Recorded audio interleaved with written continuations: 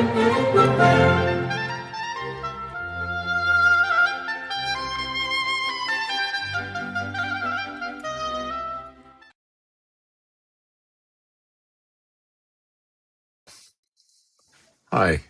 Fiona, Hi, Guy. and welcome to everyone who's rejoining us from their networking sessions. You'll see on the right-hand side in the poll, there's a poll about how many agents that your school works with. If you're able to submit a response to that, that'll help Fiona and me have a sense of kind of where you're all at in terms of number of agents you deal with. And what we're talking about today is how to make that work better, recruiting smarter, we're calling it, and particularly talking about collaborations with agents. And Fiona Hughes Dave is our expert voice on this topic, and I'm going to be asking questions. So Fiona, do you want to tell us a little bit about your background and why you're talking about this topic? Yes, sure. Thank you, Guy. So I've been involved in education for over, 35 years. Sort of started out working as a teacher. I've worked in recruiting and admissions, been a governor in schools as varied as a small Dorset prep school, a rugby school, school in Dubai. So kind of have quite a good understanding of what sort of makes a school tick, helped by the fact I've been married to somebody who was a head for 22 years. So that also has given me quite a unique and different perspective, I think. Also mother to 4 children who've all been through the British boarding school system and a variety of British and US universities. Currently now all in full-time work, happy days. But using this experience, I've been really lucky, and I've actually led 2 education consultancies, both based out in the UAE, with a very global client base, working with families to support them with their education planning for their children, from all the way from nursery through to, well, through school and then university and then masters, and then more latterly with careers advice as well. Because I think one of the lovely things about being a sort of education consultant or agent is you build these really long-term relationships with families, so you become their sort of go-to trusted advisor on all things education. Great. So in a way, you've been both sides of the relationship, basically, haven't you? I think. Yes, yeah, Yeah, which is and fun. and that's quite an unusual position. I mean, a lot of consultants and agents haven't worked in schools, and a lot of school people in schools haven't worked on that other side either, I think. Yes, exactly. So it is. So I mean, I do sort of understand the pressures that schools are under, and that recruitment and kind of marketing process, from the kind of inside out. But also, I think having been a parent, you also kind of appreciate what it feels like in terms of that relationship, and then using those two together, and the kind of background and connections in the education sort of world.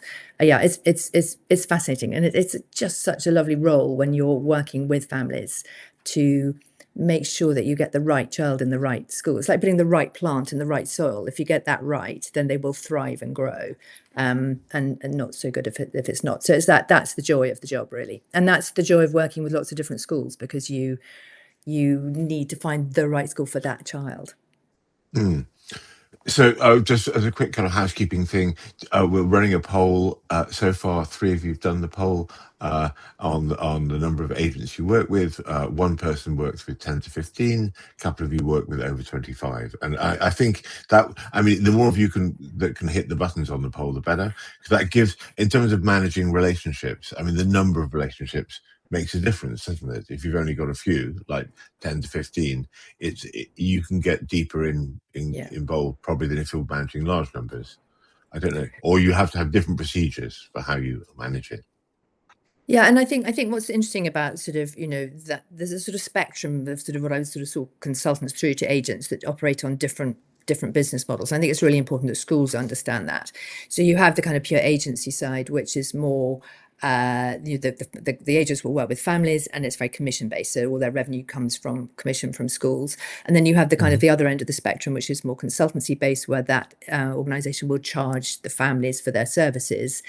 and then we'll place them into a schools, and that's not so commission kind of structured.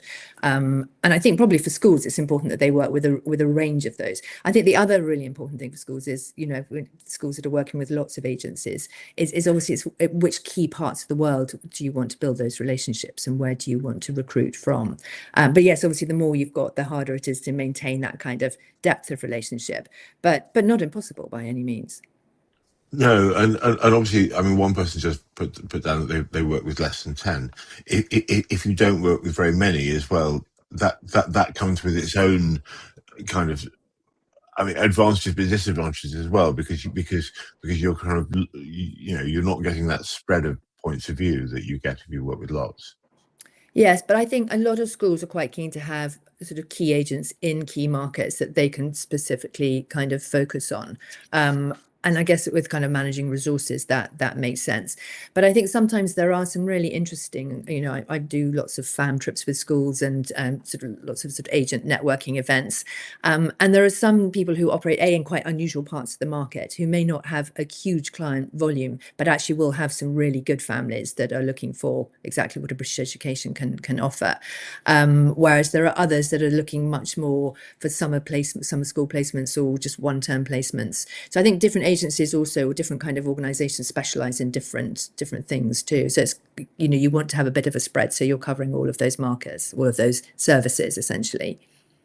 There's a lot of overlap as well, isn't there? I mean, I did a survey of schools, which I talked about at the beginning of the event, and about relationship with agents, and very few have exclusive territorial relationships. And we saw in the live talk yesterday that, I mean, Susan and Samuel both cover China, for example, but Yeah. do it in a very different way. But then so also the deans associates, that if someone's relocating, they might be coming from a territory that's covered in a different way by a different agent. That different agents reach different kinds of people. Yes, totally. Exactly. It's sort of, yeah, and because there's just so many different sort of moving parts of the kind of education ecosystem. And I guess that's why having a good range of agents is valuable, because it does kind of tap into different parts. But I think it's a question of managing them. And I think, for me, that the key thing is just about building that relationship, and building kind of trust between the school and the agent, because then we can just call you up. An agent can just call up and go like, I've got this amazing family, I just need to tell you about them. Are they the sort of people that you're looking for? You can have a really honest and frank conversation, because at the end of the day, none of us want to set a child up for failure. We all want to set a child up for success. So the fact that if you can have those kind of honest conversations with schools, and vice versa, then actually we're all doing the best we can for that family. Okay, so let's deep dive into that then. Let's think about your time, probably timing from both sides actually, like how to strengthen the collaboration with agents. I mean, maybe we start with the role. I mean, we've talked a bit about, you know, we've talked loosely about the kinds of roles there are, but what do agents do? How do they find Yes. people for a Yeah, start? in a nutshell, what do agents do? Well, I think, to my mind, agents are your voice on the ground. They can amplify your message to a much wider market, because the best way in the world, you have your admissions team, and increasingly those admissions teams have got bigger and bigger to kind of service the demand of that kind of building that pipeline for a school, that recruitment pipeline. But you can expand that massively by having trusted agents on the ground in different parts of the world, who are also talking about your school, and also kind of sharing the messages that you want them to share. But I think that your agents are much more effective ambassadors and advocates for you if they really know the school and they really understand the school. So I think it's the school's understanding the role of the agent, that they can be your amplifier, but also treating those agents kind of with a degree of respect, and sharing really valuable information with them, so that they can then do a good job for the schools on their behalf. I think that's essentially what it is. But I think also, in most cases, certainly in my situation, I would probably work with a family for 3 or 4 years before we actually get to the child going to school. So we build up these really strong relationships with the family. And we want to be able to hand them over to a school that's going to sort of, love and care for them in a sense, in the same way. So it's sort of, the agent and the school going on that journey together, if you like, with that family, I think is also another kind of aspect to it.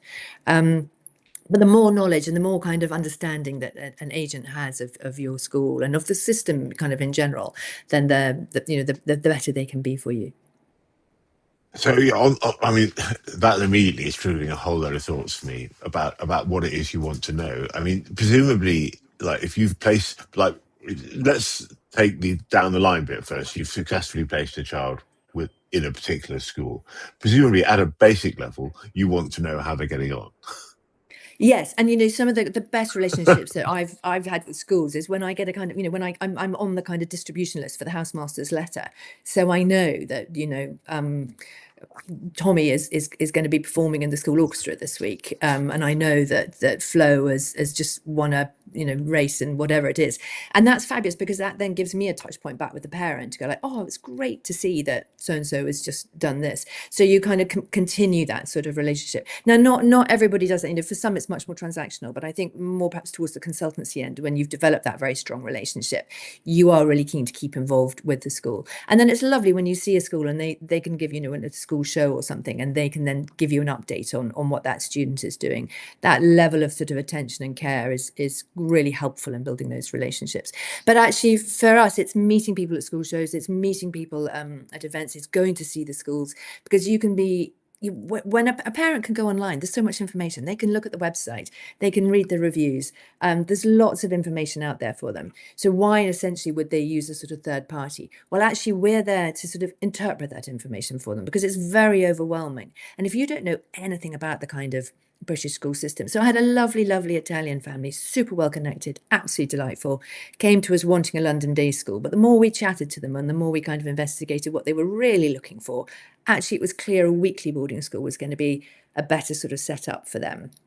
And then at that point we needed, but they'd never been through the system themselves. So both phenomenally successful people, but really intimidated by reaching out to some of these kind of big name schools because they just felt awkward and weren't quite sure, how to go about it. And again, that's where that sort of, relationship comes in. We did all of that with them. We set all of the tours up. We toured with them. So we were confident they were asking the right questions, and they came out of that experience feeling that they've really learned something, that they weren't sort of overwhelmed by it all.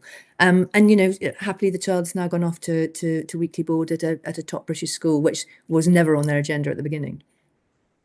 I mean, that's a very useful story. Do you feel like, in terms of building credibility with families, obviously they're using, Good Schools Guide, they're using the web searches, AI, there's all the normal things that people do to find out about stuff. They're probably getting sent digital prospectuses and so on. As an agent, to have credibility and to show that you've got a relationship with the school, do you need to show that you know more? Do you need to have Yes. sort of particular channels of information that mean you can talk about the school in a different way from what you get in the public channel? 100%, 100%. And that very much comes from, as I say, obviously from visiting, but it's also things like, meeting the heads is hugely valuable because you get all sorts of little anecdotes and nuggets. I met the head of a school that I wasn't really very familiar with, and he was telling me about how the school had set up a stockbroking club. And they had a kind of team of sixth formers that were running it, but the entire school got to vote on where the money was placed. And this was all part of kind of developing financial literacy. And any profits they made was given back, was put back into a scholarship fund. Now, that's just fabulous to know that. That's not something I would have got from the kind of the marketing and the prospectus, or even from the admissions team in the nicest possible way. But to be able to go and tell a parent, this school's really interesting, I think you should look at it. And they have this really kind of interesting kind of finance thing, and they're doing this because they really want to build these life skills. So it's having those sorts of information, that those little what I call nuggets, that I Yeah, think so really but that's helps quite. you. I mean, the reality of how you get. I mean, how for a school, like how you package that information up. And I mean, say you're dealing with 25 plus agents or how you give people that information in a way that does not become another kind of like incredibly complicated But thing that's where the is difficult. Yeah, that's where the personal relationship, because every conversation you have with, whoever it is in the marketing and admissions team, who are fabulous, and but also under a lot of pressure a lot of the time. But each conversation you have, you learn something different from that person. So every Yeah. agent has a different conversation. So you're all taking away different things, and obviously also you're taking away the information you need for your market, because I mean, I've always dealt with a very global marketplace, but a lot of people are very market specific, so they will want to know certain information. I mean, I've got sort of agents I've travelled with who they know their parents will always ask about the bathrooms, so they will always, if they're on a tour, they will always take photographs of the bathrooms, because they know that that's the sort of thing that their parents are going Yeah. to ask. I Yeah. like being able to explain, if I've had lunch in a school, the sort of children I've sat next to, the quality of the food, the smell of the corridors, those sorts of things that you can't write about. Mm, mm. That's incredibly helpful. And I think some of the things that agents seem to be doing when they're looking at a school are about this translation activity, aren't they? They're, Mm. that, and I we'll come back to that in a moment. But so it's it sounds to me like lots of points of contact and regular contact are part of Yeah. are kind of the key thing. Yeah, I think would so, that be because I right? think then you're sharing kind of, up to date information. You're making the agent feel part of your kind of extended community. So and that at the end, as an agent, I mean, I remember doing a tour. I did 13 schools in 10 days with a Ukrainian family. So these families aren't just looking at your school; they're looking at lots of different schools. So if Mm. you want the kind of agent consultant to be advocating for you, they need to have information so that they can share them, because I think sometimes we forget how influential we are in the choices that these families make, because essentially what we're doing is we get to know the family, we then present them with a short list of schools that we think would be a good fit for them, and then we help them narrow that down, and then we'll hopefully set up tours for them. But we will have pre-verified all of that with the schools first. Are you interested in this child? Is this child going to fit? um, so I think the schools have to understand that they're not the only kind of fish in the pond on this one. So the more information you can share with the agents, the more they can kind of share with the parents, the more personalized we can make that experience, the more likely it is to convert. Let's flip it round then. I mean, it's a two-way thing, a relationship. And yesterday we had a very interesting overview of four markets Mm. from agents. How much market information are agents expecting to give schools, and how many schools ask about that? Well, it's a really good question, because I mean, quite often when I'm in those sort of agent school meetings, the school will be very keen to tell me everything they want to tell about their school, which is great, and obviously always interesting. Although we do sort of take excellent academic standards and pastoral care as a bit of a given. It's what else can you tell me beyond that? But actually, the ones that I really love are when the agents kind of, when the schools ask me and say, well, tell me what's going on in Dubai, tell me what's going on in the UAE, Yeah. what's happening in that market, because we are a live resource for that, and we can tell what the trends are Sorry, doing. can I just tell you something, Fiona? You might want to stand up and move about slightly because the lights have gone off. That's it. They're back on again. There we go. There Sorry, we you go. were saying. Yeah. I mean, do you find that generally schools don't ask you about that, or No, I would say it's definitely less than more that ask about it. But we yeah, are an amazing resource to say, what does your market look like? Well, what's happening in your market? Are they still looking for prep schools? What's you know yeah, what's also what are the education opportunities for them? I mean, obviously somewhere like Dubai, where there are cat schools opening year on year on year.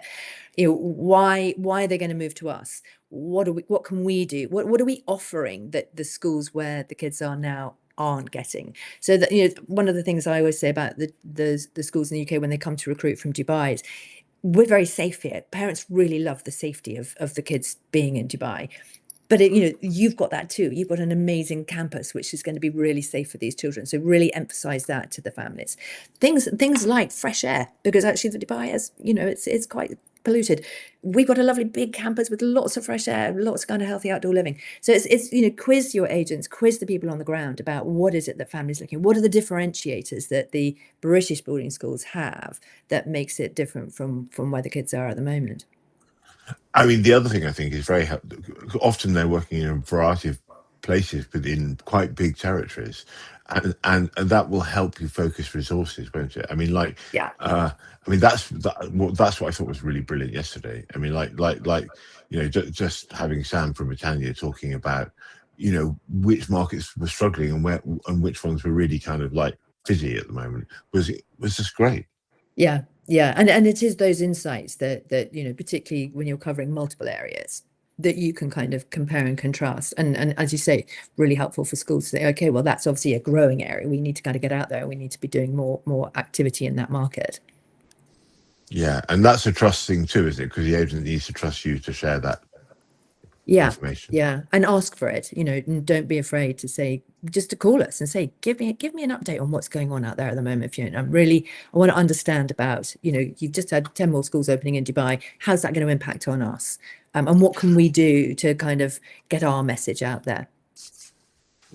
Um, in terms of, I mean, one of the things we've talked a little bit about when talking about schools visiting agents visiting schools and what they might, photographing bathrooms. But this cultural translation. I mean, so you know, obviously, a lot of parents are moving from one system very different that they grew up in to something completely different, or they might have also themselves moved. I mean, they might themselves be expats from originally from China, perhaps, and now living in Dubai, or living in Lagos, or a lot of families are very international, but they'll Yeah. have something that they are familiar with, that the agent is also familiar with, and they're moving into something that they may or may not be familiar with, and I mean that could be linguistics, cultural differences, education differences. Do you want to talk a bit about that role and what that's all, how that works? Yes, I mean, I think you're so right. And, for anybody who's sort of familiar with the system, you take it for granted that other people understand it too. And actually, they don't. So when you talk to a family about an expat weekend, they look at you blankly. What's that? And the number of families who don't understand that, with a boarding school, you don't just send them at the beginning of term and pick them up at the end. That actually you need to have a guardian. There will be regular breaks when the children won't be able to be in school, because it's an expat weekend or it's a half term. And also understanding the structure of the day of a boarding school, the Saturday school concept, which, some schools still have, and the matches in the afternoons, and the kind of the split between academics and sport. All of that is kind of alien to them if they've only ever had children in a sort of day system. So it is interpreting all of that and just giving them the heads up, preparing them for what's to come and what to expect. But then again, as you say, you've got the kind of linguistic as well. And I mean, the families I primarily work with have always been have had good English language, but across the spectrum, lots of families don't speak English. And one of the primary reasons they want their child to come and be educated in the UK is to have that kind of access to immersive sort of English. So the agents there are invaluable. And actually, that's an ongoing role where they will then still be around to kind of translate reports. And if there's an issue with the child, the agent it'll filter back to the parent, and the parent will filter it back to the agent, and then the agent back to the school. So that there is that kind of, very important role for agents to play in that context as well. I think also, again, in terms of like agents giving you information, like helping explain some of the cultural differences can be useful. Yeah. I mean, I think, I mean, we were talking about this yesterday, that a lot of English schools imagine that they're the only boarding system in the world, for example, Yes. and China has millions of kids in boarding, but it's largely a thing you do if you're quite poor. That you move into the city for schools, and boarding is not a it's not a high value thing. It's just a practical thing for how you get to continue your education. Or French children move from provincial villages into the nearest big city for sixth form, and that's a Yeah. state thing. And I mean, there are very different kinds of boarding around the world, and so understanding what the family's experience of boarding is can be very helpful, Yes. I think. Yes, absolutely. And then kind of contextualizing that and explaining how what a different experience this is. I mean, I remember sort of a French family working with them. They, oh no, only really kind of, disturbed children go to boarding schools. It's like, No, no. Yeah, So it is, and I think that again is very much the kind of the agents consultants role, is to educate the families about what's available and how it works, in order to kind of prep them before they kind of go to yeah. start on this journey.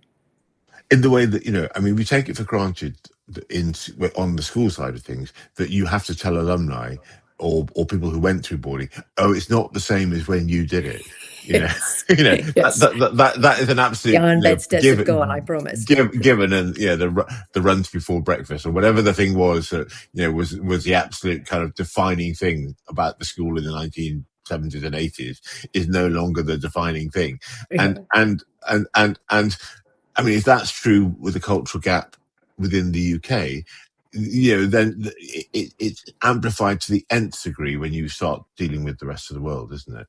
Yeah, totally, totally. And I'm back to my Italian family. They don't, so many of them just don't understand it, don't get the kind of context, and feel really overwhelmed and intimidated by it, because these kind of bastions of British education, they've heard the names, or they know the reputation of the kind of the British education system, so it can feel quite overwhelming.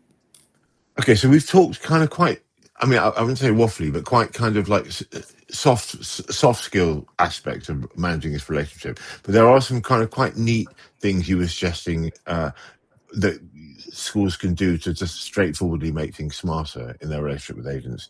Do you want to talk about you were talking to me about personalization and things you've seen with that, and that I think that's really helpful. Yeah, I mean, I think there's been quite a shift in that, obviously, with sort of new technologies available to kind of help with that. But I think the personalization of that journey, essentially, what we're asking families to do is to buy a top of the range Range Rover Discovery every year for what they're spending on the school fees.